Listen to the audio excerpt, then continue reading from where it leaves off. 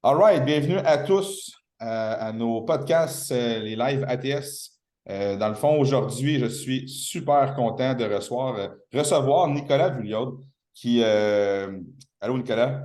Ciao. Je vais aller faire un intro, mais je suis super content de te recevoir aujourd'hui parce que nous, comme que je t'expliquais off the record, on aborde beaucoup l'aspect mental, mindset du bodybuilding. Puis, comme je te disais, c'est que tu as un passé qui est assez impressionnant du fait que tu as eu beaucoup de struggle, beaucoup d'événements qui ont fait que tu t'es retourné vers le bodybuilding, puis tu en es devenu professionnel. Fait que c'est un petit peu ça aujourd'hui que je veux qu'on aborde avec toi. Puis je veux te remercier d'emblée de prendre le temps de venir avec moi aujourd'hui. Les gens vont vraiment apprécier. Fait que c'est super important, ceux qui écoutent le podcast aujourd'hui, de mettre un 5 étoiles parce qu'on a un invité de taille. Fait que Nicolas, j'aimerais ça que tu m'expliques brièvement par où est-ce que tu en es passé, c'est-à-dire où est-ce que ça a commencé, ta carrière sportive, puis nous emmener vers le bodybuilding. Comment est-ce que tu en es venu au bodybuilding tranquillement? Mhm. Moi, j'ai commencé. Alors, déjà, à l'âge de 3 4 ans, en fait, je faisais de la gymnastique. Donc, j'ai fait ça pendant une bonne dizaine, douzaine d'années. C'est quelque chose que j'ai fait parce qu'à l'époque, j'avais ma mère qui était en fait dans ce milieu sportif. Donc, c'est quelque chose que je regrette pas. Ça m'a permis vraiment d'apprendre à avoir une conscience corporelle. Ça m'a aussi développé musculairement. Et ensuite, j'ai arrêté. Puis, c'est vrai que je me suis orienté vers le soccer parce que je pense qu'il y avait une tendance de mode aussi. Et puis voilà, c'est le sport que tous les gosses on veut faire, surtout en Europe, parce que nous, c'est quelque chose qui est très populaire en Europe chez nous. Et du coup, je me suis orienté là-dedans. Je sais que j'étais plutôt assez bon. J'étais assez bon, ouais. Et puis c'est vrai que je voulais essayer de partir professionnel en Suisse. Et puis malheureusement, j'ai eu une très grosse blessure durant un match. Et puis du coup, j'ai perdu mon contrat que je devais signer. Et puis j'ai eu un petit laps de temps un peu voilà où j'essayais de me chercher, où j'essayais de retrouver un peu d'adrénaline, quelque chose. Et puis je suis tombé un peu par hasard dans la musculation. Ça s'est d'abord fait par le biais d'aller voilà juste à la salle s'entraîner. Et puis en rencontrant quelques personnes, c'est eux qui m'ont poussé et puis qui m'ont dit, ah, tu devrais essayer de faire de la compétition. Et puis je me suis lancé une fois j'avais rencontré, c'était mon coach à l'époque, Patrick Tuor, en 2012. Oui. Et je me suis lancé avec lui. Et puis depuis après, c'est une histoire qui s'est déroulée telle que les gens la connaissent. Et puis voilà. Patrick, ça a toujours été ton coach. Je pense pas que tu as eu d'autres coachs. Non, j'ai commencé avec Patrick effectivement en 2012 et j'ai travaillé avec personne d'autre. Ouais, C'est ça, hein? Parce que ouais. je me souviens, c'est ça. Parce que ça fait longtemps que je te suis, puis je n'avais pas Mhm. l'impression que tu as eu d'autres coachs. Mais c'est quand même rare, justement. Mais ton parcours, justement, à bodybuilding, si on peut en parler un peu, parce que c'est quand même là-dedans que tu as performé beaucoup. Mais c'est assez impressionnant aussi parce que tu as tout le temps eu des podiums. Ce que je regardais de ton palmarès, tu as toujours eu des podiums quasiment. Je me trompe. Est-ce que je me trompe? Non, c'est vrai. En tout cas, au niveau amateur, chaque année, c'est vrai que je gagnais un concours. On se fixait des objectifs et c'est vrai qu'on arrivait à les atteindre. Donc, c'est ce qui fait aussi que j'ai pas fait beaucoup de concours parce que globalement, vu qu'on atteignait les objectifs, après, on prenait du temps pour se reposer. Mais ouais, c'est vrai, en amateur, oui. Et puis en professionnel, j'ai pas fait beaucoup, mais je suis monté, voilà, de chaque concours, je montais une place jusqu'à la première place en 2018. Et puis voilà, ouais. Mm. Ben, tu as fait Olympia, qui est en soi Ouais, vraiment un gros objectif, là. ouais. Juste de faire Olympia, je veux dire, c'est l'objectif en soi que tout bodybuilder veut faire. Puis, est-ce que tu penses que le fait que tu as toujours fait des podiums, ça a joué sur ton momentum, puis justement, ça t'a craqué, entre parenthèses, tout le temps, ou justement, à un moment donné, tu t'es peut-être lassé de faire comme, ben là, tu sais, pour vrai, c'est facile. Comment tu l'as perçu, le fait que tout le temps, tu te classais, puis... Alors, je pense plus que c'est la première chose que tu viens de dire. Je pense vraiment que au contraire, moi, ça m'a stimulé et ça me donnait envie à chaque fois de refaire parce que je me disais, waouh, je gagne. Puis des fois, il y avait même des moments où je me disais, mais pourquoi en fait moi je gagne? Et puis je vois qu'il y a des gens qui galèrent un peu plus. Et puis c'est vrai que moi j'avais tendance à faire un concours et puis ça se passait un peu, pas facilement, mais je gagnais comme ça. Donc non, au contraire, moi, ça me donnait de l'influx, ça me donnait ouais, l'envie de continuer. Et ma décision d'arrêter, en réalité, elle n'a vraiment rien à voir avec ça. Au contraire, moi, j'avais envie de continuer à la base. mais c'est plus des facteurs, des paramètres environnants et externes à la compétition même qui m'ont poussé à arrêter. Puis justement, pendant qu'on est dans le vif du sujet, c'est quoi les raisons qui font que tu arrêtes la compétition? Mais Tu en franchement, laisses en parler, là? ouais, ouais, non, non, mais j'ai menti pendant des années, pour être très franc, parce qu'on essaie tous de se protéger un petit peu dans ce milieu. Mais Ouais. j'ai eu des problèmes de santé assez importants au niveau cardiaque, surtout il y a, juste après le Mister Olympia en 2018. OK. J'ai commencé à avoir voilà, des symptômes, on va dire, de quelqu'un qui fait 110 kilos, 115 kilos, Oh. un peu d'insuffisance cardiaque, voilà, le cœur qui était fatigué tout simplement de faire des efforts répétés. Et puis j'ai déjà dû reculer, c'est-à-dire que j'ai dû perdre du poids pour essayer de soulager ça, chose qui a fonctionné. J'ai eu de Hmm. la chance, c'est que j'étais assez jeune quand ça m'est arrivé. Et puis après, j'ai voulu essayer de revenir forcément parce que la passion, elle est elle est au fond de nous, elle nous anime.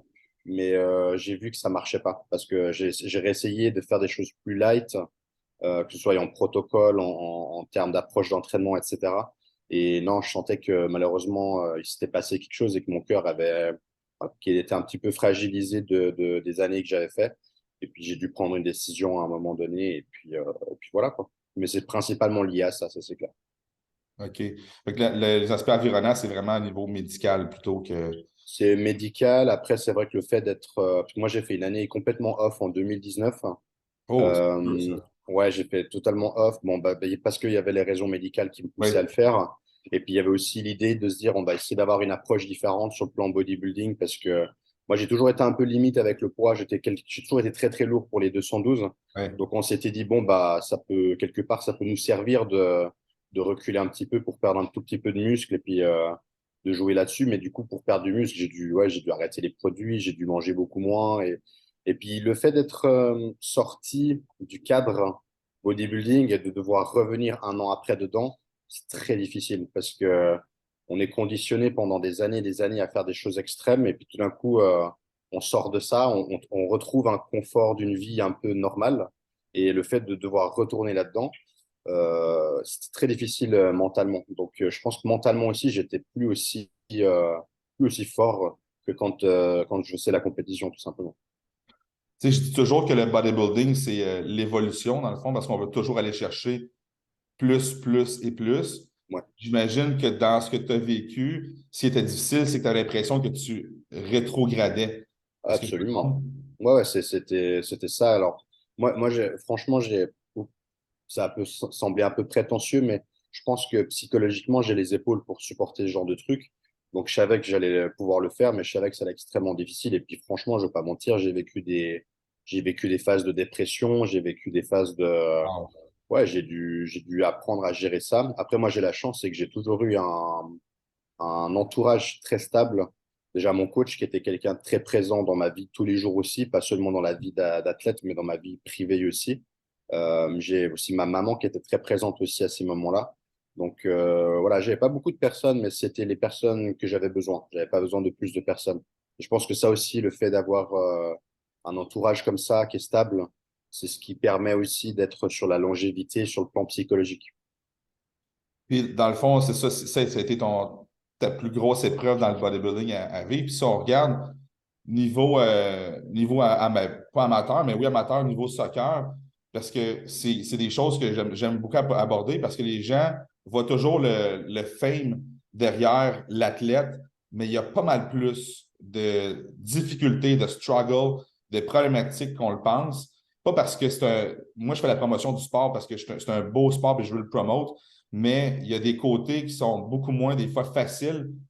Puis les gens vont mettre la pro card ici tellement atteignable, mais pourtant, des gars comme toi qui ont atteint leur pro card quand même assez facilement, mais je ne vais pas dire facilement, rapidement, parce qu'elle n'a pas été facile à atteindre. Mais les gens vont faire, je trouve qu'aujourd'hui, les gens vont faire, ah, c'est accessible, mais ce n'est pas accessible à ce point-là parce que on regarde les gens comme toi, on ne la connaît pas tous ton histoire, mais quand on la connaît, on fait comme, oh, wow, OK, c'est parti du soccer, puis j'aimerais ça qu'on en parle de ça. Comment est-ce que tu as vécu? Parce que tu as eu ton soccer, tu étais prêt d'avoir un contrat, que tu nous disais tantôt off the record, tu étais prêt d'avoir un contrat professionnel de soccer, qui est en soi quelque chose de vraiment grandiose. Comment est-ce que tu as vécu le fait que tu t'es blessé, puis que tu me disais, une semaine avant ton contrat, tu t'es blessé. Comment est-ce que tu as vécu ça? Je veux qu'on se remette dans la tête de Nicolas dans ce Mhm. moment-là. Comment est-ce qu'il vit ça, cette période-là? Ah, moi, je pense que ça fait partie des épreuves sportives que j'ai eues sur tous mes sports confondus ensemble les plus durs, ça c'est sûr. Hein. Parce que j'ai dû vraiment, j'ai dû faire face à ça. J'étais jeune aussi, hein, parce que je devais avoir, je pense, 14 15 ans, quelque chose comme ça. Donc, déjà, c'était difficile parce que je renonçais à un rêve de gosse, hein, d'enfant. Donc, déjà, rien que ça, c'était très dur. Et puis surtout, ben, le, j'ai été éloigné plus ou moins un an, hein, en fait, des terrains de soccer parce que ma blessure, c'était une grosse fracture en fait à la jambe. Donc OK? pendant 8 mois, j'avais été en béquille. Pendant plus d'1 an, j'ai pas pu jouer au ballon, j'ai pas touché à un seul ballon. Wow. Et donc, je pense que le fait d'être éloigné aussi longtemps, c'est le parallèle que j'arrive à faire avec le bodybuilding quand j'ai dû faire une pause de 1 an. J'ai Mhm. perdu en français, on utilise ce terme, on appelle ça la grinta. C'est un terme, c'est un peu comme ouais, c'est Le feu. le Comme feu, voilà, c'est ça, le feu. Et j'avais plus ce même engagement quand j'allais au foot, quand je jouais. Et là, au fond de moi, j'ai su aussi que quelque chose n'était pas cassé, mais que voilà, malheureusement, cette année de pause qui était obligée, m'a complètement laissé en arrière, quoi. Donc, j'avais pris beaucoup de retard aussi par rapport aux jeunes de mon âge parce que c'est un métier sportif professionnel où ça se fait très tôt, très jeune. Contrairement au bodybuilding, on peut quand même percer un peu plus tard. Là, si à 14 15 ans, on n'est pas avec un grand club ou comme ça, en règle générale, après, c'est plus ou moins terminé, hein, pour une carrière professionnelle. Donc, je savais que pour moi, c'était trop tard. Donc, le fait de savoir ça psychologiquement, automatiquement, on s'investit aussi beaucoup moins. Oui. Et forcément, voilà, j'étais moins dedans et puis j'ai fini par complètement laisser tomber le truc, quoi. Je te comprends absolument parce que j'ai passé par un peu la même chose. Je me suis blessé, je faisais du combat, puis quand je suis revenu un an après, mais tous les autres pays, tous les autres combattants, ça fait un an de plus que toi qui se prépare. C'est ça. Là, dans ta tête, tu es comme, j'ai perdu un an, puis je ne peux pas la retrouver cette Mhm. année-là. Les gens sont au-dessus de moi, mais je ne peux pas dire, OK, mais je vais m'entraîner plus fort. Tu t'entraînes C'est ça. déjà très fort. Fait que Mhm. Mhm. Puis est-ce que tu as vécu comme une espèce de dépression par rapport à ça? Comment est-ce que tu as vécu ça? Euh, je l'ai vécu quand même différemment par rapport à.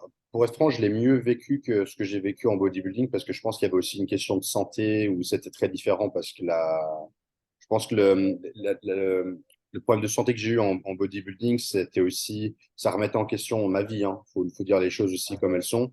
Donc ça, c'est une autre perspective. Là, je savais très bien que globalement, ma santé, elle allait se remettre, hein. C'est des blessures structurelles, j'ai envie de dire. Donc je savais très bien que ma vie n'était pas en jeu non plus, que après, c'était plus une question de choix et d'orientation qu'il fallait que je change. Et je pense que ma jeunesse à ce moment-là a fait que j'ai assez vite rebondi sur autre chose parce que quand on est jeune, on est comme ça, on est vif, on s'accroche à d'autres choses et puis on retrouve très très vite pied. Quand on est adulte et puis qu'on a 30 ans, 25 ans, ouais, 25 ans c'est encore jeune, mais quand on a 30 ans, ouais, les choses sont un peu différentes au niveau gestion, quoi. Et puis c'est surtout, comme j'ai dit, c'est surtout parce qu'il y avait la question de la vie humaine, hein, qui était remise en question dans le body et pas dans le foot. Donc je me disais, voilà, il y a forcément une autre possibilité quelque part. À ce moment-là, j'étais très très jeune, donc je savais que j'allais rebondir, même si c'est clair que c'était assez difficile de renoncer à ça, quoi. Puis à ce moment-là, qu'est-ce que tu penses qui a fait que tu n'as pas sombré dans l'addiction de la drogue ou de l'alcool? Parce qu'on voit souvent ça. Personne qui subit un échec va se tourner vers quelque chose. On est dans l'extrême, que ce soit dans le soccer, que ce soit dans le bodybuilding, sombrer dans l'alcool. Puis moi, j'en connais personnellement du monde que c'est ce qui est arrivé. Ouais. Puis, je veux dire, c'est quand même quelque chose de fréquent. Et qu'est-ce qui fait que, selon toi, tu n'as pas sombré dans ces choses-là, puis tu es resté vraiment aligné, tu t'es blessé au soccer, tu as dit, moi, je vais continuer, puis il y a quelque chose d'autre qui va s'en venir pour moi. Qu'est-ce qui fait que, selon toi, que tu n'es pas tombé là-dedans, puis tu es resté vraiment aligné, tu es resté droit? Ben, parce que je pense déjà, moi, ma drogue à moi, c'est le sport. C'est vraiment, et c'est pas juste le sport, parce que moi, j'ai toujours été très individualiste. C'est pour ça que le foot, le soccer, j'étais le genre de personne qui, même si mon équipe perdait, mais que moi, j'avais fait une bonne performance, je rentrais chez moi et j'étais content. Et à l'inverse aussi, c'est-à-dire que si moi, par exemple, je ne marquais pas de goal mais que mon équipe gagnait, je rentrais chez moi et je n'étais pas satisfait. Parce que j'avais au fond de moi déjà je savais que j'étais quelqu'un pour faire les choses seul. Je suis quelqu'un de très indépendant, de très autonome. Et c'est pour ça que dans le bodybuilding, j'ai très vite retrouvé ça parce que ben, on va s'entraîner seul. C'est-à-dire que c'est clair, on travaille avec quelqu'un, avec un coach, mais on mange seul, on s'entraîne seul, on fait tout seul. Et du coup, le résultat, on le vaut qu'à soi-même. Et j'avais retrouvé quelque chose, voilà, retrouvé cet individualisme un petit peu avec le bodybuilding. Donc, tout ça associé avec mon entourage, comme j'ai dit auparavant, l'entourage et tout ça, c'est ce qui m'a permis vraiment de ne pas sombrer dans effectivement l'alcool, la drogue, ce genre de choses, parce que j'aimais beaucoup plus le sport que, de, que le fait de tomber justement dans la dépression parce que ça me rendait triste. Au contraire, je me disais, bon, bah, j'arrive pas à faire ça, je vais faire autre chose, mais je vais le faire de nouveau à fond. Je vais le faire de manière à de nouveau être le meilleur dans quelque chose. Et moi, ça a toujours été comme ça ma mentalité, et c'est encore cette mentalité-là que j'applique dans mon travail. C'est-à-dire que maintenant, je fais plus de body, mais je me dis, voilà, maintenant, je fais ça comme métier et il faut que je sois le meilleur dans mon métier parce que c'est comme ça que je fonctionne. Sinon, après, ça m'excite pas assez, en fait, la journée pour pouvoir me lever et faire ce que j'ai à faire, tu vois.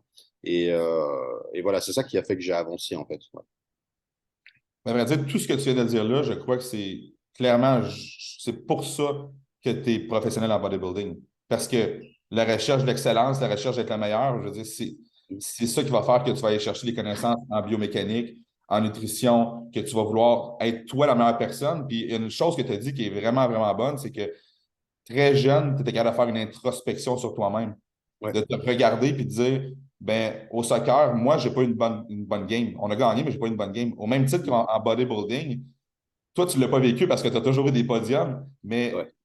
moi, je l'ai vécu. Des fois, j'ai eu des défaites, puis j'étais comme, pourtant, je suis meilleur que quand j'ai gagné cette compétition là-bas. C'est un peu ça. Tu sais, la victoire Ouais. ne définit pas tout dans un certain Non, sens. Là. c'est ça, c'est exactement ça. Mhm. Ouais, c'est pour ça que moi, en termes de sport collectif, j'aimais le foot, j'aimais le soccer, vraiment le sport en tant que tel, mais le côté collectif, ça me correspondait pas sur le plan personnalité. Parce que moi, je suis quelqu'un d'indépendant, au travail, j'ai pas de patron, je travaille indépendamment. Toute ma vie, elle est un peu axée sur ça. Je suis quelqu'un qui aime pas, voilà, j'aime être maître de mon destin, de mes choix, et puis d'être seul là-dedans. Et ça se reflète dans tout. Ça se reflète au niveau professionnel, ça se reflète au niveau sportif et dans ma vie de tous les jours, dans mon caractère aussi.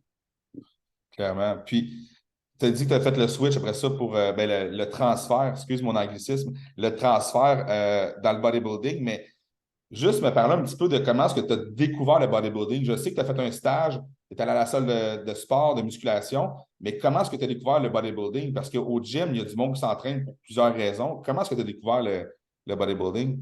Bon, moi déjà, à l'époque où je faisais du soccer sur la fin, je me souviens, c'est que des fois, ça m'arrivait chez moi de regarder des vidéos YouTube et de tomber sur des bodybuilders que maintenant je connais, mais qu'à l'époque je ne connaissais pas. C'est-à-dire que je regardais des gens comme Jay Cutler, comme Frank McGrath, et c'est les premières personnes que je regardais. Je ne savais pas du tout qui étaient ces personnes-là, mais Wow! je regardais ça et j'avais beaucoup d'admiration, vraiment. Je regardais ça, je me disais, waouh, avoir des physiques comme ça, c'est magnifique, c'est impressionnant, c'est beaucoup de travail. Et quelque part, au fond de moi, je me disais, waouh, si je pouvais être comme ça, je signerais maintenant, quoi. Je trouve ça super. Et puis, je pense que c'est quelque chose qui m'a nourri parce qu'en fait, au fur et à mesure d'avancer dans le football, bah, j'ai commencé à moins m'entraîner à aller au foot. Et des fois, je commençais à aller un peu plus à la salle. Et j'ai commencé un OK. peu à arriver sur ce moment où je me disais, mais j'ai plus le temps pour faire les deux en même temps. Je dois faire un choix. Et ce choix, il est arrivé un jour où je suis parti c'était à l'époque où je faisais mes études. Je suis parti en fait dans une région en Suisse où on parle une autre langue, l'allemand. Et si je devais justement améliorer la langue, et j'ai trouvé par hasard une place dans un fitness où on m'avait accepté pour pouvoir justement pratiquer la langue. Et je suis rentré là-dedans et ça a changé complètement ma vie parce que bah, je me suis passionné de ça. Et puis les gens qui étaient dans le fitness vraiment m'ont accueilli de manière très gentille. Et puis m'ont expliqué beaucoup de choses. Et puis vraiment, je dis, moi, c'est un milieu qui est passionnant, quoi. C'est incroyable. Et j'ai commencé à m'entraîner. J'ai arrêté le foot. Donc, j'ai commencé à aller m'entraîner à la salle tous les jours. Et puis, au fur et à mesure de faire comme ça, ben, j'ai commencé à progresser tout seul. J'allais chercher des tips sur Internet, comme tout le monde. Ouais. Je mangeais mon riz comme ça, parce que je savais qu'il fallait manger du riz ou des choses comme ça. Et puis j'ai finalement rencontré à l'époque une ancienne athlète qui venait du Canada, qui s'appelait Delphine en Sermet. Peut-être que ça te dit quelque chose, mais je ne pense. Mais Non. c'est très loin, ça fait longtemps, hein. Donc voilà.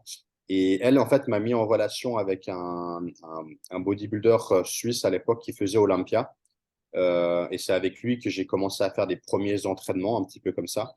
Et lui, par la suite, en fait, m'a mis en relation après avec Patrick Tuor, avec qui j'ai commencé à me préparer. Et voilà. Et ça, c'est vraiment, ça s'est passé en l'espace de 7 mois. Vraiment, c'était Oh, très wow. rapide. Ouais. Et puis c'est comme ça que j'ai commencé. Et puis pour moi, vraiment, quand j'ai commencé à me préparer pour la première compétition, je voyais ça vraiment comme un challenge. Et puis c'est la première fois depuis ma blessure au soccer que j'ai ressenti de nouveau un peu cette adrénaline où je me disais, waouh, j'ai un nouveau challenge, j'ai quelque chose qui me stimule, qui me donne envie de me lever le matin. Et puis ça, c'est un truc qui s'est jamais arrêté après à partir de là, quoi. Puis ton entourage, quand tu as décidé de faire le transfert de soccer à bodybuilding, comment est-ce que ça, je suis curieux. Ouais, c'était difficile. Alors bon, moi, j'ai une famille, entre guillemets, pas restreinte, mais moi, je suis très proche de ma mère, de ma sœur, hein. J'ai très OK. peu de contact avec mon papa. Donc, ma famille se résume un peu à ça. Donc, globalement, c'était plus par rapport à ma mère et ma sœur. C'est des gens qui sont très, très tolérants. Donc, c'est des gens qui sont à l'écoute et qui partent du principe que je dois faire ce qui me rend heureux. Donc, Mhm. déjà, à partir de là, j'ai jamais eu trop de soucis. Mais après, moi, je suis quelqu'un de très honnête. Donc, j'ai expliqué aussi à ma mère très vite qu'il y avait des côtés aussi plus sombres dans ce sport. Donc, j'ai Ouais. forcément abordé la partie des produits, de ce genre de choses. Et puis, j'explique à ma mère. Et puis, en fait, ben, c'est simple. Moi, j'ai dit à ma mère, écoute, tu vas venir avec moi, on va venir ensemble et puis on va aller voir mon coach, on va s'asseoir, on va discuter et puis on Wow. va expliquer comment on va fonctionner, comment on va travailler, etc. Et je sais que à partir de ce jour-là, ma mère, elle est rentrée et puis elle m'avait dit, écoute, j'ai vu Patrick, j'ai vu comment ça fonctionne, etc. Elle me dit, j'ai entièrement confiance, voilà, je te soutiendrai dans ton projet. Et puis c'est ce qui s'est passé.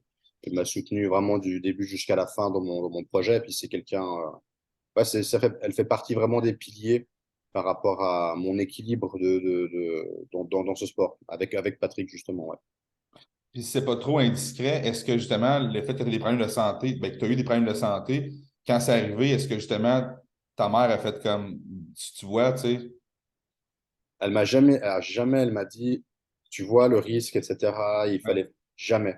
Elle m'a jamais rien dit parce elle savait que j'étais pas stupide. Mhm. Je savais au risque que je m'exposais, mais je vais pas mentir que le jour où je lui ai dit que j'arrêtais, elle a pleuré parce Mhm. que quelque part il y avait un soulagement en elle en se disant peut-être que tu as évité le pire en prenant cette décision-là. Donc, ouais, donc voilà, émotionnellement, c'était quelque chose d'assez fort pour elle, le fait que j'arrête. Parce que même si elle voyait que j'avais beaucoup de plaisir à faire ça, c'est quelqu'un qui m'a suivi sur toutes mes compétitions nationales. Mais voilà, c'est vrai qu'on a une épée de Damoclès, hein, au-dessus de la tête. Ouais, ouais. Et plus encore quand moi j'avais les problèmes de santé, parce que j'ai pas voulu arrêter tout de suite, j'ai voulu essayer de trouver des solutions. Mais c'est vrai que quand j'ai pris la décision, c'était un soulagement pour elle. Et encore aujourd'hui, on en parle et ça nous arrive des fois de pleurer les deux, tu vois, parce que c'est quelque chose de, voilà, émotionnellement, c'est quelque chose qu'on a partagé ensemble pendant des années. Et puis, c'est un projet de famille un peu quelque part. Puis tu retournes en arrière, est-ce que tu ferais la même chose? Oui, parce que même en sachant les périodes très difficiles que j'ai vécues, j'ai pas envie de mettre à la poubelle tous les moments incroyables que j'ai passés parce que j'ai vécu Olympia, j'ai vécu Hmm. à Las Vegas là-bas. Voilà, c'est des expériences et des souvenirs qui sont incroyables. Et j'ai aussi pu rencontrer beaucoup de personnes avec qui je suis toujours en contact aujourd'hui. des gens qui m'ont permis de développer mon coaching, qui m'ont permis de beaucoup voyager. Et rien que ça, aujourd'hui, si je suis au Mexique, aujourd'hui, c'est parce que c'est grâce aux réseaux sociaux, c'est grâce à la compétition, parce que j'ai beaucoup de contacts ici. Donc, rien que pour ça, je peux pas regretter d'avoir fait de la compétition. J'aurais peut-être forcément voulu faire des choix peut-être plus judicieux ou être plus attentif à ma santé. Mais encore une fois, après, dans la vie, c'est comme ça, dans la vie de tout le monde, hein. Si on réfléchit bien, qu'on analyse, on aurait toujours pu faire mieux une fois qu'on a fait les choses. Ouais. Donc voilà, ça sert à rien de revenir dans le passé. Je pense que je dois en retirer le positif, hein. Et c'est comme ça que j'ai toujours pensé. Et puis quelque part, même mes problèmes de santé, je dois aussi en retirer le positif.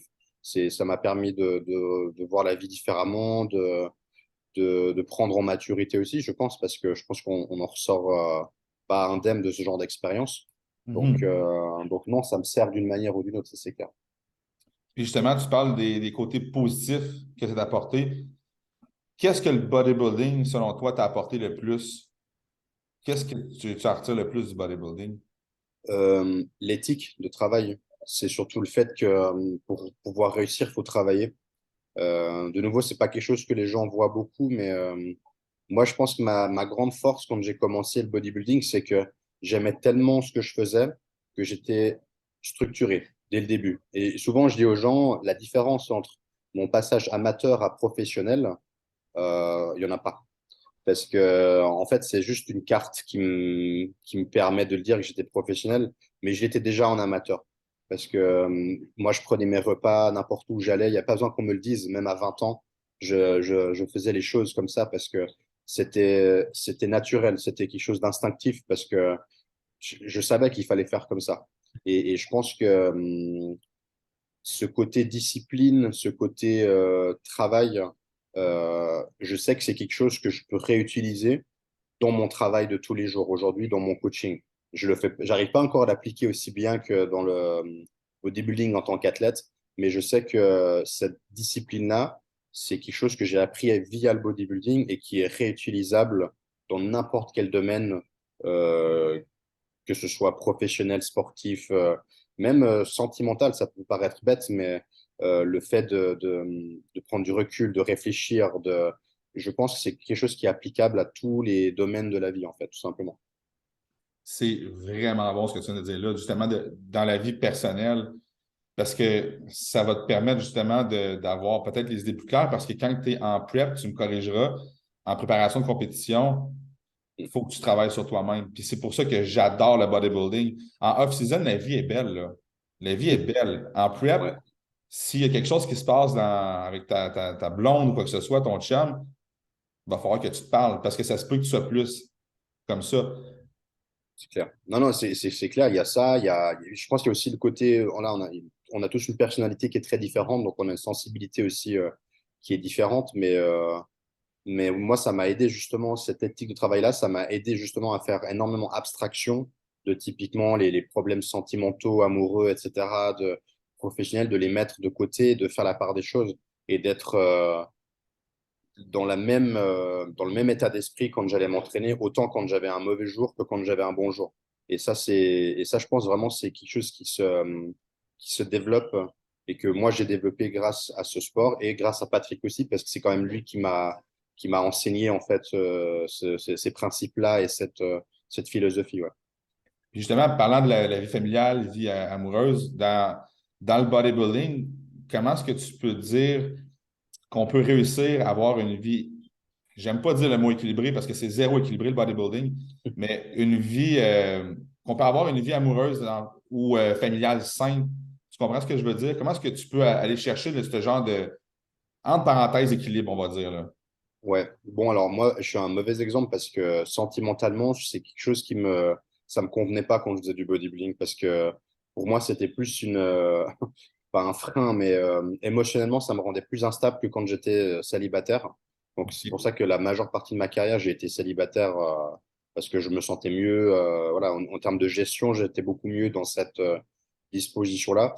Mais je pense que c'est comme tout, je pense que c'est comme dans la vie de tous les jours. Si on tombe sur quelqu'un avec qui il y a la communication, quelqu'un qui comprend, je pense que tout est possible. Et je crois qu'on a beaucoup d'exemples de culturistes aujourd'hui qui ont fondé des familles et qui ont des carrières professionnelles exceptionnelles. Et ça prouve justement que c'est une question d'entente, c'est une question de communication et que ça peut arriver, mais je pense qu'aussi, il faut tomber aussi sur la bonne personne. Je pense Ouais. qu'on est tous des êtres humains, hein. On a tous eu, on n'a pas eu qu'une compagne dans notre vie, donc ça aussi, ça fait partie de la vie et c'est encore une fois, c'est pas applicable que au bodybuilding, mais c'est applicable aussi dans la vie de tous les jours. Voilà. Après, c'est clair que le cercle familial, je pense qu'il est très important.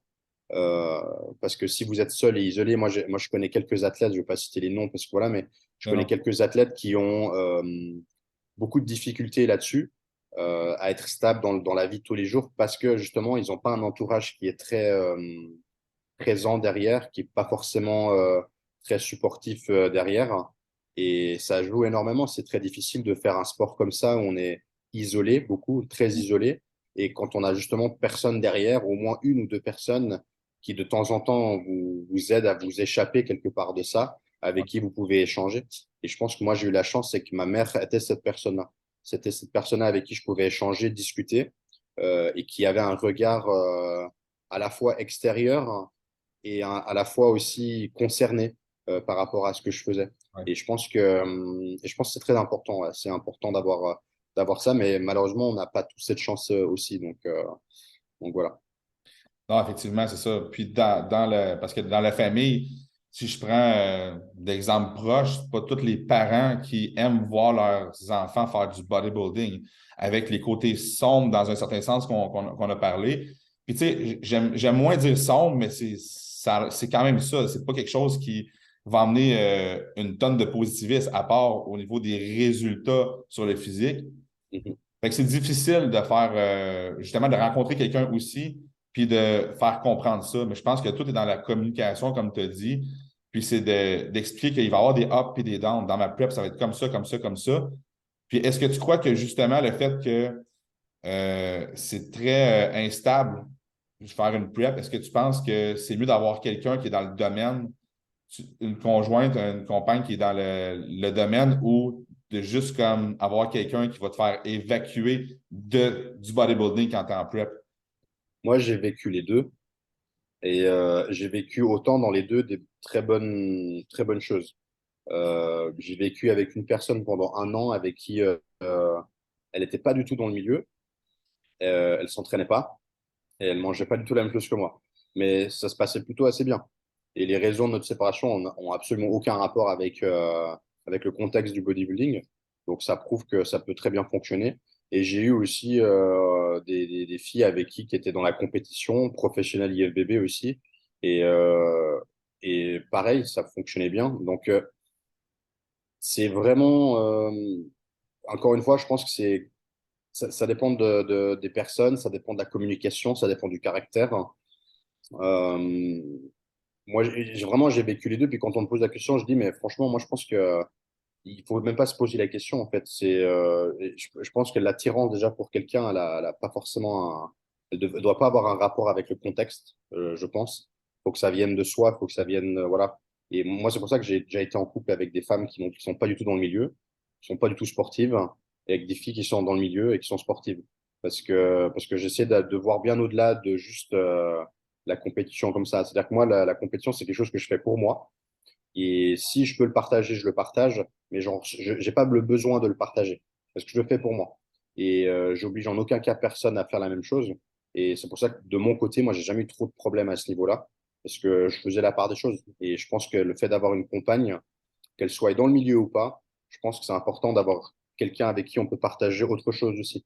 Parce que je pense qu'être confiné totalement dans le bodybuilding, je peux comprendre parce qu'il y a de la passion, mais je pense aussi que d'un point de vue santé mentale surtout, Oui, c'est important de sortir de ça, de faire autre chose. Et ça peut passer par plein de choses différentes. Ça peut passer par de la musique, ça peut passer par le voyage, ça peut passer par voilà. Et je pense que c'est le fait de faire ça, ça permet d'amener un certain équilibre par rapport au bodybuilding. Et ça, c'est un truc par contre que je faisais pas beaucoup avant parce que j'étais totalement pris là-dedans.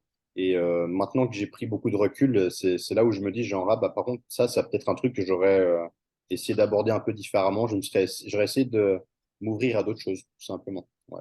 Et je pense que être en couple, ça passe par ça aussi. Oui, totalement. Puis justement, tu dis, quand j'étais en compétition, j'étais vraiment centré sur moi-même. Est-ce que tu penses que le bodybuilding, il faut vraiment être égoïste pour être un bon bodybuilder ou tu dis non, ça n'a aucunement rapport, il faut juste comme faire les choses qu'il faut faire, that's it, that's all?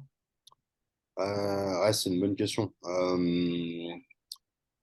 Je, je pense il faut être de toute façon un minimum. Moi, j'aurais tendance pas à dire égoïste, mais il faut être un peu fou.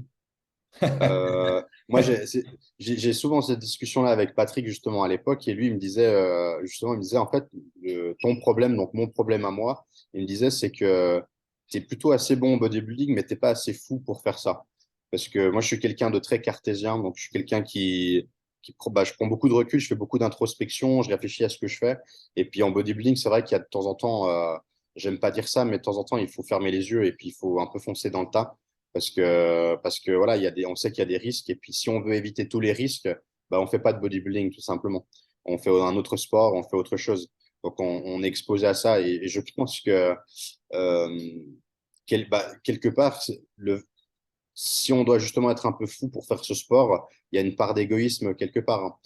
Parce que on pense pas forcément non plus à ce qu'il y a autour, hein. Quand on a une famille, quand on en a des enfants, quand on a des responsabilités, je pense que s'engager dans le bodybuilding, il y a une part d'égoïsme de toute manière parce qu'on prend des risques, on s'expose à des risques. Et moi, c'est souvent le discours que je tiens avec certains de mes clients ou en tout cas des discours que j'ai eu avec certains de mes clients. Quand ils viennent vers moi et qu'ils veulent faire du bodybuilding, j'essaie de toujours poser le contexte et je leur dis, voilà, tu veux faire du bodybuilding, c'est bien, mais tu as une famille, tu as des enfants. Donc maintenant, tu dois avoir une approche adaptée en fonction du contexte dans lequel tu es. Tu n'es pas célibataire, tu dois rien à personne, non. Tu as des responsabilités à la maison. Donc ça, tu dois prendre en compte quand tu fais une approche de bodybuilding. Et c'est pour ça que moi, j'avais cette chance. C'est quelque part, j'étais seul. Moi, je devais rien à personne. J'avais ma mère. Donc, je Ouais. n'étais pas seul à 100%, mais globalement, j'avais pas de copine, j'avais pas d'enfant, etc. Donc, c'est clair qu'il y a quand même une part d'égoïsme dedans qui n'est pas forcément volontaire, mais qui est forcément présente à cause de ce que ça demande en fait derrière. Parce que je trouve qu'on fait toujours la comparaison, justement, là, bodybuilding, égoïste, mais tu me corrigeras, mais la façon que tu parles, je ne crois pas que tu es une personne égoïste. Je crois que tu es un bodybuilder qui se doit de penser à lui-même et qu'on Oui, va attitrer ce titre-là d'égoïste pour dire qu'on doit se centrer beaucoup sur soi-même. Mais ça n'enlève pas que le Nicolas, dans la vie de tous les jours, aime ça donner, puis aime ça justement être avec les autres. Puis, fait que moi, c'est la chose que je vais apporter souvent, les gens vont faire, ah, les bodybuilders, sont des égoïstes. Non, le bodybuilding, on doit être égoïste pour performer dans notre sport, au même titre que le gars qui va jouer dans la NBA, au basket ou dans le soccer, comme tu as vécu. Je ne pense pas que quand tu avais 15 ans, que tu voyais tous tes amis tout le temps. Je pense que tu avais beaucoup de pratiques de soccer, beaucoup de soccer, des games à faire. Je pense que c'est un petit peu la même chose, tu me corrigeras.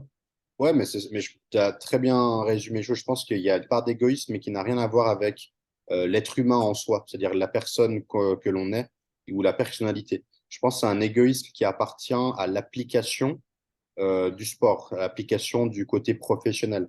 Et comme tu dis, je pense que ça s'applique dans n'importe quelle discipline sportive. À partir du moment où on rentre dans le cadre professionnel, il y a un certain égoïsme qui apparaît par l'organisation, par l'application, par l'éthique de travail. Donc là-dessus, oui, mais c'est vrai qu'en tant qu'être humain, moi, je me suis jamais considéré comme étant égoïste. Je suis au contraire quelqu'un qui aime beaucoup partager avec les gens. Je passe du temps aussi avec ma famille. Donc, non, non, je suis pas du tout quelqu'un qui est porté sur moi-même ou comme ça. Mais oui, après, c'est l'application en soi du sport qui fait que on doit avoir une approche qui est recentrée un petit peu sur ce qu'on fait, ça c'est sûr. Moi, je le confirme à 100% parce que Nicolas, je t'ai écrit, en dedans de 10 minutes, tu m'aurais écrit, on se connaissait pas du tout. Ouais. Puis, je t'ai invité à mon podcast, ça l'a pris 30 secondes. Oui, il n'y a pas de problème, je vais venir. Je fais comme, wow. Fait que je pense pas que personne peut dire de toi que tu es une personne égoïste parce que si tu avais été égoïste, tu aurais dit comme, j'en ai quoi à rapporter de ça, là. Je suis même pas au Québec, je suis même pas au Canada, puis tu as accepté de venir. Fait que pour vrai, ça, il n'y a personne qui peut dire que tu es une personne égoïste. En tout cas, de ce que moi je perçois, il n'y a personne qui peut dire ça. Ah bah, je te remercie. Non, mais après, c'est vrai que bah, moi, j'aime bien faire ce genre d'échange parce que je pense que ça peut apporter à tout le monde Mhm. que ce soit ici au Canada, que ce soit en Europe, quand je fais avec aussi en Europe. Donc, non, non, moi, moi j'aime partager. Et puis, je pense que je peux autant apprendre de toi que toi, tu peux apprendre de moi. Mhm. Et je pense que les gens qui écouteront ça, ce sera aussi pareil quelque part. Puis justement, pour les personnes qui écoutent aujourd'hui, c'est quoi qui a fait que justement tu as bâti ton mindset? C'est parce que j'ai une quote que tu m'as ben, que j'ai lue sur Internet qui est marquée en anglais. Je ne sais pas si c'est toi qui l'as cité, puis ça a été traduit, mais ça dit Some steps need to be taken alone. It's the only way to really figure out where you need to go, who you need to be. Est-ce que c'est Alors, toi? non, c'est pas moi. J'aurais bien voulu que ça vienne de moi, mais non, c'est pas moi qui ai fait cette citation. Mais OK. ouais. Parce que c'est en dessous d'une des photos, c'est comme si c'est toi qui cites ça. Mais cette citation-là est venue me chercher, et je me suis dit, parce que je voulais qu'on en parle justement, est-ce que ça, c'est le genre de choses que justement, ton mindset, tu l'as bâti avec le temps, puis est-ce que justement ça, c'est une partie intégrante de dire comme j'ai eu besoin vraiment d'être seul parce que j'ai vécu des choses tellement difficiles qu'il a fallu que je me ressente sur moi-même pour justement avancer. Je veux juste qu'on en parle un peu. Est-ce que ça, c'est vraiment quelque chose qui a été traduit, mais que toi, tu apportes, ou c'est juste parce qu'ils ont mis ça et c'est beau? Alors, franchement, je me souviens plus trop du contexte, mais souvent les citations que moi, en tout cas, je publie, bon, déjà, c'est pas moi qui l'ai fait, mais c'est parce que ça parle de quelque chose de mon univers, de ma vie. Donc, mais ce genre de situation, typiquement, oui, c'est clair. De toute façon, je me retrouve là-dedans parce que, typiquement, la période que j'ai eue avec la santé, etc., c'est des périodes où j'ai dû apprendre voilà, j'ai dû prendre beaucoup de recul, j'ai dû me forcer, entre guillemets, à changer ma manière de voir les choses. Parce que je pense que quand on a des problèmes de santé puis qu'on passe très proche de l'autre côté de la barrière, je pense qu'on a la perspective de vie, elle change. On a un regard qui change sur à peu près tout ce qu'on a autour de nous. On valorise aussi des choses qu'on avait tendance à pas valoriser avant. Le temps, des petits moments très très simples qu'on peut trouver ridicules. Moi, souvent, des fois, je dis aux gens, mais m'asseoir sur une chaise, boire un café, regarder la vue, pour moi, ça, déjà, c'est une bénédiction, tu vois, de pouvoir avoir des moments comme ça, des privilégiés où tu es seul avec toi-même. Oui, je me retrouve dans ce genre de situation parce que les épreuves, elles font qu'on voilà, on se remet en question et puis on change avec le temps. Donc, ouais, C'est quoi qui a le plus changé entre Nicolas, bodybuilder professionnel, puis Nicolas aujourd'hui?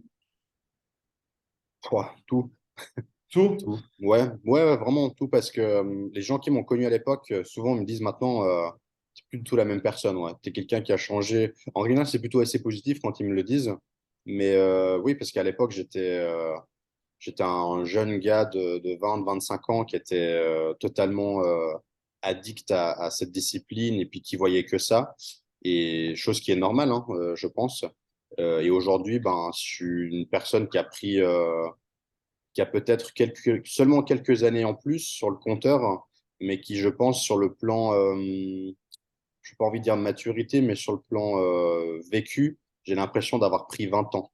Et je pense que ça change de nouveau ma façon de voir les choses. J'ai des envies qui ont complètement changé. J'ai aussi des habitudes qui ont beaucoup changé. Euh, euh, et puis, je pense que j'ai surtout aussi la manière de voir ce sport que j'ai toujours aimé et que j'aime toujours, elle a aussi beaucoup changé. J'essaie de faire beaucoup de prévention, d'avoir un discours préventif avec mes clients. Je suis même prêt à perdre mes clients juste par rapport à ça. Si les gens sont pas Ah. d'accord avec ma philosophie de vie, je préfère perdre des clients que d'être responsable de certains problèmes qui peuvent survenir plus tard.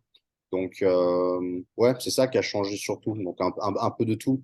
Tous les aspects de ma vie ont été influencés par cette expérience, quoi. Est-ce que, parce que tu parles des clients qui, des fois, t'aimes mieux les perdre, est-ce que c'est arrivé justement que quelqu'un fasse, ben moi, j'ai envie de faire ça, puis de Mhm, faire tel type de protocole, puis moi, je ne crois pas ce que tu me dis parce que je veux aller au maximum. Est-ce que ça t'arrive? mhm. Ouais, ça m'est arrivé même plusieurs fois, hein. Ouais, ouais. Mais Ah, moi, je suis intransigeant avec ça. ouais. Alors, autant il y a des choses où la nutrition, l'entraînement, j'admets, je peux entendre qu'on ait beaucoup d'approches différentes et que je suis tout à fait ouvert d'esprit au fait que voilà, ma manière de m'entraîner, par exemple, pendant des années, n'est pas forcément celle qui convient à tout le monde. Donc ça, là-dessus, je suis tout à fait ouvert d'esprit. Par contre, sur l'approche des protocoles, pour moi, y a pas il y a pas à tergiverser. Il y a pas 30 000 solutions. Je veux dire, il y a un moment donné, on est dans l'excès, quoi. Et puis, l'excès, pour moi, c'est pas tolérable. Et je pense que moi, je discutais de ça souvent avec mon cardiologue, justement, avec qui je m'entends très, très bien. Et souvent, ensemble, on se disait, mais en fait, on est arrivé dans un stade où, dans le bodybuilding, certains athlètes ne sont plus des athlètes, mais sont des drogués. Et je pense que quand tu commences à t'injecter tous les jours des produits, et que tu prends des grammes de produits par semaine, tu n'es plus un athlète, mais pour moi, tu es au même niveau que le junkie qui est dans la rue et qui se shoot. Et c'est malheureux de dire ça, mais pour moi, Ouais. pour moi, je mets ça au même niveau. Et je pense on doit aller au-delà de ça. Je pense qu'il faut, on peut faire du bodybuilding sans être ça, en fait, vraiment. Je pense en avoir été l'exemple. J'ai fait Olympia. Certes, j'ai dû consommer des choses, hein, parce que dire que je peux pas dire que j'étais nati en allant à Mais Olympia, non, mais non, mais non. ça serait hypocrite. Mais je pense honnêtement, en voyant ce qui se fait aujourd'hui, que j'ai vraiment fait on va dire, du mieux que je pouvais pour pouvoir être à ce niveau-là. Et même maintenant, avec le recul, je me dis, même maintenant, je le referai pas, je pense.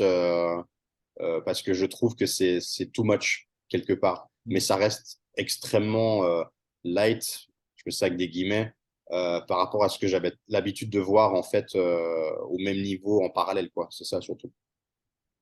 Wow. C'est surprenant de voir que quelqu'un qui vient te voir, qui sait que tu es un professionnel, que tu as tout ce background-là, ne te fasse pas confiance puis dise non, je vais aller voir ailleurs. Surtout avec ton passé de j'ai eu des problèmes cardiaques, je ne sais pas si tu l'étales là, tu le fais au grand public, mais je ne sais pas Mm. si tu en parles avec tes clients.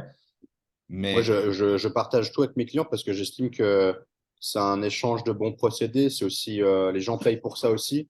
C'est-à-dire qu'ils payent pour l'expérience. Donc, moi, au contraire, je pense que c'est hyper important que je leur dise vraiment, oui, voilà, moi, j'ai eu des problèmes. Donc, t'as meilleur temps de m'écouter que de pas m'écouter. Donc, non, non, j'essaie vraiment d'être honnête à 100%. Moi, c'est vraiment ma ligne de conduite, c'est la transparence. Donc, je parle très ouvertement des protocoles que j'ai pu faire dans ma vie. Je parle très ouvertement des problèmes de santé que j'ai pu avoir dans ma vie. Je le faisais pas au début, je vais pas mentir, parce que c'était un peu difficile d'arriver là-dessus. Mais maintenant que j'ai pris beaucoup de recul, je le fais, mais vraiment sans aucune hésitation, parce que je pense que ça sert beaucoup plus que l'inverse. Voilà. totalement, 100%. Je fais la même chose avec mes clients. Tu sais, des fois, j'en ai qui vont dire j'ai pas la même taille que toi. Là, je suis pas 5 et 4 à 2,40, 2,50, tu étais off-season? Ouais, je suis même monté à presque ouais, 2,45, quelque chose comme ça, ouais. C'est Mhm. ça. C'est Moi, je beaucoup. suis 5 et 8, 5 et 7, 3 quarts à Mhm. 2,40, 2,50. Fait que c'est pas la même taille, là. Mais Ouais. visiblement, je suis pas naturel. Puis j'en discute justement avec mes clients parce qu'il y en a qui vont dire comme ah, moi, je vais aller faire telle compétition. Puis c'est comme je n'étais même pas au niveau professionnel, mais tu sais que c'est des compétitions qui sont entre parenthèses open. Ouais. Fait que là, c'est juste de faire voir le côté que oui, il y a ce côté-là. Puis justement, euh, toi, tu as un potentiel fou, tu as une génétique de fou pour faire ce sport-là.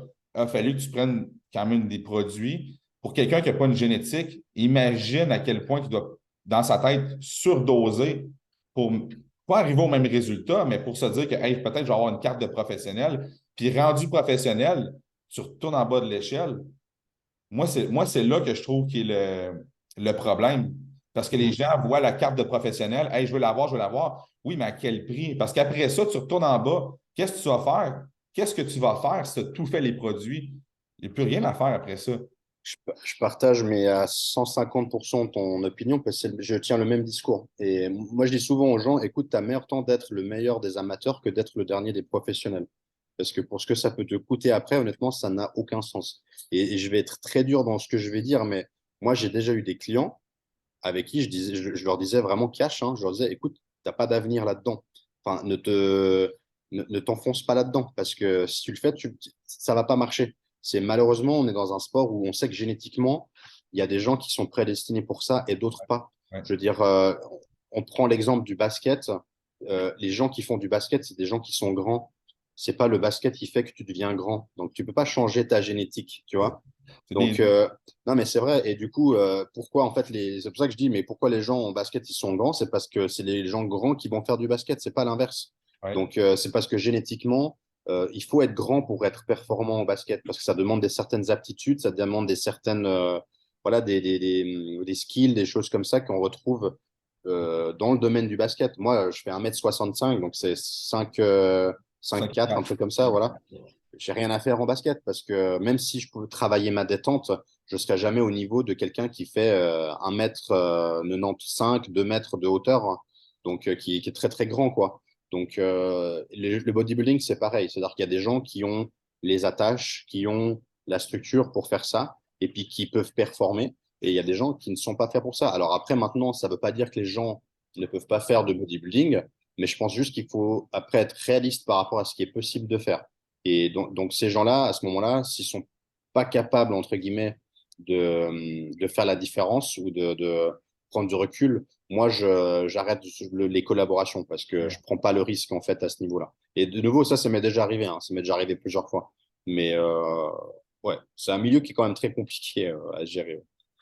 Oui, parce que les gens vont s'appuyer sur les produits. Parce que les gens vont dire, ah ben non, mais je vais prendre tel truc, je vais prendre la masse. Oui, tu vas prendre la masse, mais tu vas juste être un petit peu plus gros. Tu ne seras pas vraiment plus gros. C'est ça qui va se passer. Mais moi, souvent je prends l'exemple avec les gens, je leur dis, tu prends des races de chiens, ok? Oui, Charles Poliquin. Tu prends un bulldog et tu prends un chihuahua. Le chihuahua, tu peux pas le transformer en bulldog et le bulldog, tu peux pas le transformer en chihuahua. Le bulldog, ce sera un bon bulldog et le chihuahua, ce sera un bon chihuahua. Mais tu vas pas pouvoir mélanger les choses. Et l'être humain, c'est pareil. C'est-à-dire qu'on a un code génétique qui nous appartient dès la naissance. On peut l'optimiser, mais on peut pas le changer. Voilà. Et c'est deux choses très différentes. Il faut que les gens, ils intègrent ça quand ils font une discipline de ce genre. C'est tellement vrai. J'ai dit la même chose, mais moi, je prends un Chihuahua et un Doberman. Voilà. C'est pareil. C'est que Charles Poliquin, je ne sais pas si tu connais l'entraîneur Charles Poliquin, il est Ouais, décédé. je me dis quelque chose. Ouais. Et, dans ses formations, c'est exactement ça qu'il disait. Fait Ouais. que je reprends son exemple, c'est tellement un bon exemple. Parce Ah que ouais, c'est de la génétique, c'est pas autre que ça. c'est ça. C'est exactement ça. Ouais. Puis, parce que je ne veux pas prendre trop de ton temps, Nicolas, déjà que tu es généreux. Pas de euh, souci. je veux savoir pour toi, c'est quoi un bon bodybuilder? Qu'est-ce que ça prend pour être un bon bodybuilder pour, on a parlé de génétique, c'est sûr, mais je veux que tu me dises un petit peu, c'est quoi un bon bodybuilder pour toi qui va pouvoir performer dans le sport? Qu'est-ce que ça Alors, en dehors de la génétique, c'est quelqu'un qui a une éthique déjà. C'est quelqu'un qui a une éthique de travail et qui ne compte pas les heures. Et je pense que ça fait partie de l'éthique de travail. Donc, l'éthique de travail, c'est quelqu'un qui rechigne pas à se lever à 5 heures du matin, qui prépare ses repas, peu importe les circonstances, qui, peu importe les problèmes qu'il a dans la vie, va aller faire les entraînements, va suivre le régime. Et je pense que ça passe déjà par là. Le reste, pour moi, c'est accessoire. Le reste, pour moi, c'est totalement accessoire. Parce que je pense honnêtement qu'on peut faire du bodybuilding en ayant n'importe quel métier. Moi, j'ai connu des gens qui faisaient des métiers de chantier sur des constructions. Donc, c'est des métiers qui sont très difficiles, très physiques, où les gens font 7 heures le matin jusqu'à 18 heures, 19 heures, et après, ils allaient s'entraîner. Donc, pour moi, il y a, personne n'a d'excuse. C'est-à-dire que tout le monde peut le faire à partir de n'importe quel métier, c'est une question d'organisation. Et l'organisation, encore une fois, c'est l'éthique de travail. Donc, pour moi, un bon bodybuilder, c'est quelqu'un qui a une éthique de travail. fait bon. Puis, de ton côté, est-ce que tu as bâti toute ta discipline, ton éthique de travail dans le bodybuilding ou tu avais déjà ça, puis tu t'es intéressé au bodybuilding, puis là, ça t'a permis de performer dans le bodybuilding? Voilà. Euh, honnêtement, je pense que ça m'est. J'avais peut-être pas ça totalement quand je faisais du foot, du soccer. Par contre, quand je faisais du soccer, ce que j'avais, c'était justement cette grinta, cette Ça envie de peut. toujours faire plus, de l'énergie, le feu, voilà, exactement. Et puis ça, c'est quelque chose que j'ai gardé. Et puis après, je pense que mon éthique, elle est venue aussi parce que j'ai pris de l'âge, parce que j'ai commencé à grandir, à vieillir, tout simplement. Puis quand on vieillit, je pense qu'on devient peut-être un peu plus sage, normalement. Et Normalement, oui. voilà, normalement. Et du coup, je pense que aussi, je me suis tout simplement professionnalisé dans mon approche parce que j'ai très vite compris que aborder les choses avec la passion et le cœur, ça suffisait pas. Qu'il fallait que je structure ce que je faisais et que pour structurer, ben, il fallait être accompagné, il fallait prendre le temps de s'organiser, il fallait se faire un planning, il fallait, voilà. Et ça, c'est venu vraiment au tout début du bodybuilding, je pense, parce que c'est là que j'ai compris que ça allait au-delà de juste aller s'entraîner pour le plaisir. Il fallait faire autre chose pour pouvoir être meilleur que les autres, en fait. clairement. Nicolas Vulliot, aujourd'hui, rencontre Nicolas Vulliot, 18 ans. C'est quoi le meilleur conseil qu'il lui donne? Ne fais pas de bodybuilding. Ah ouais? C'est trop dangereux. T'es Non, je sérieux? rigole. Non, non, non. Non, non, OK. non, je rigole, je rigole. Non, honnêtement, je lui dirais, fais, fais ce que tu aimes. Fais ce que tu aimes. Te pose pas de questions, fais ce que tu aimes. Euh, Tout simplement. J'ai envie de dire, ne regarde pas derrière toi et puis avance comme tu peux avancer. Fais avec ce que tu as. Et sois par contre toujours ouvert avec ce qui se passe autour de toi. Voilà. Te ferme pas avec une seule activité. Essaie de rester ouvert à d'autres choses. Car justement, si un jour ça doit s'arrêter, faut être prêt à rebondir sur autre chose.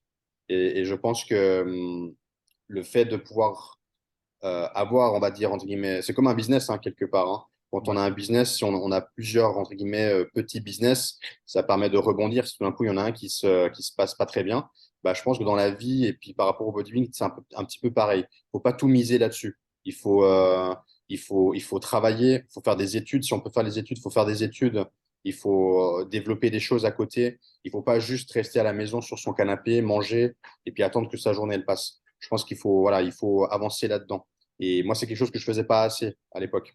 Et j'ai compris ça malheureusement un peu tard. Alors, trop tard, il n'y a jamais de trop tard, mais je Non. pense que j'aurais pu optimiser mon business si j'avais commencé à mettre des choses en place bien, bien, bien, bien avant. Et voilà, si la personne, si mon moi de 18 ans entend ce message, qu'il le fasse, parce que je pense que ça va vraiment lui rapporter, voilà, ça lui rapportera aussi un certain confort aussi à l'avenir, quoi. Niveau, c'est ça, une sécurité Ouais, qu'il peut oui, mais parce avoir. que en fait, il faut dire la vérité. Aujourd'hui, l'argent fait pas le bonheur. C'est une jolie citation, mais la vérité, c'est qu'aujourd'hui, si t'as pas d'argent, tu fais rien non plus. Donc, et puis on sait qu'en bodybuilding, on gagne pas d'argent. Enfin, on en dépense plus qu'on en gagne. Mhm. Les price money paraissent élevés en fait quand on les regarde. Mais quand on évalue la dépense qu'il y a derrière, en plus moi j'habite en Suisse, Canada, je sais que c'est très cher aussi comme vie en règle générale. Canada, Suisse, tous ces pays-là, on sait que la vie est extrêmement chère. Donc, si on n'a pas de métier, qu'on n'a pas de revenus, c'est très difficile. Donc, on ne peut pas non plus seulement rêver, espérer décrocher un contrat énorme. Donc, il faut bosser, il faut travailler. Et j'ai vraiment, je pense voilà, il faut mettre ça en place rapidement. Donc, les gens qui font des études, il faut faire des études. Et les gens qui mettent des business en place ou qui font voilà, qui développent leur entreprise et tout, il faut le faire aussi parce que le jour où le body s'arrête, après, il n'y a plus rien derrière, quoi. Donc, il faut savoir rebondir. Et puis, je pense que moi, je prends souvent l'exemple de Flex Lewis ou de Jay Cutler. Je trouve que c'est des énormes businessmen et c'est vraiment des gens qui sont très intelligents. C'est des gens qui ont réussi à faire un business de ce qu'ils ont été. Et aujourd'hui, c'est des gens, je pense, qui gagnent mieux leur vie maintenant qu'en étant athlètes à l'époque parce que justement, ils ont été assez malins pour mettre des choses en place. Mhm. Et ça, justement, c'est le truc que moi, j'aurais voulu faire plus rapidement pour pouvoir être plus à l'aise sur le plan financier et puis voilà, vivre une vie aussi plus agréable voilà, dans la vie de tous les jours. Donc, voilà. Puis même sur le plan proche, famille, c'est la même chose aussi. Il y a beaucoup de personnes qui vont dans le bodybuilding qui vont mettre beaucoup de monde de côté, puis ils Mhm. font bodybuilding, ils ne feront pas rien.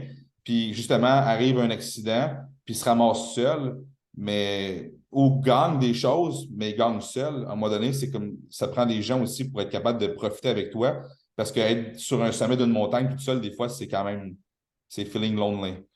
Ouais, mais totalement. Je pense que ouais, je n'ai pas grand-chose à ajouter là-dessus. Je suis d'accord avec toi, quoi. T'as tout dit là-dessus, quoi. C'est clair. Écoute, Nicolas, ça fait déjà 1 heure qu'on discute. C'est un grand plaisir. J'ai Avec- vraiment apprécié l'échange qu'on a eu. Puis, comment est-ce que je pourrais te redonner la balle? Où est-ce que les gens pourraient te suivre pour t'aider, te remercier d'avoir passé sur le podcast? Ouais, bah écoute, moi j'ai une chaîne YouTube qui s'appelle Nicolas Vudu, hein, c'est mon nom, mon prénom et mon nom de famille. J'ai mon compte Instagram où je suis beaucoup actif dessus. Et puis ouais, bah, là, majeure partie, je suis beaucoup là-dessus. Donc voilà. Ouais, super.